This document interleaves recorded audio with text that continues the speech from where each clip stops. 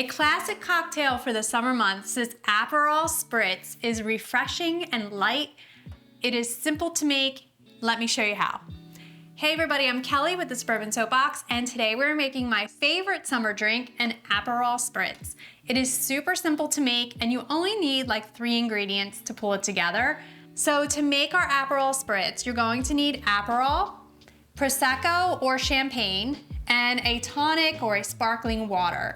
I also have sliced oranges for garnish and crushed ice. Aperol is actually a liqueur or an aperitif that is made from both sweet and bitter oranges, so it has a very bitter taste. If you're not a bitter fan, you might want to add something just to sweeten it up and balance it out, and I will tell you how to do that in a second.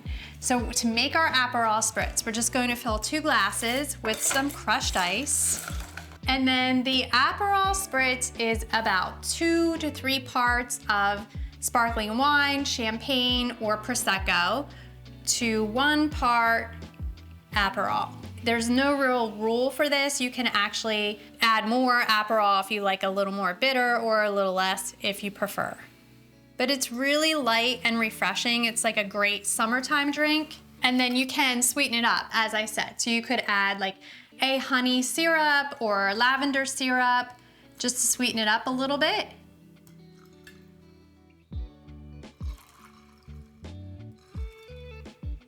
You can add like a sparkling water or a sparkling tonic that has a flavor to it, so maybe like an orange to kind of mirror that orange flavor, or you can just drink it as is. That's what we're doing here. So I'm just gonna add a little tonic just for some more spritz.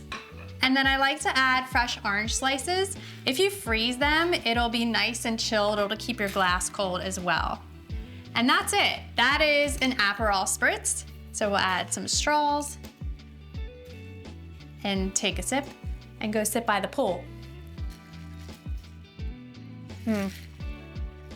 That is light and refreshing and very, very citrusy. It is the perfect cocktail.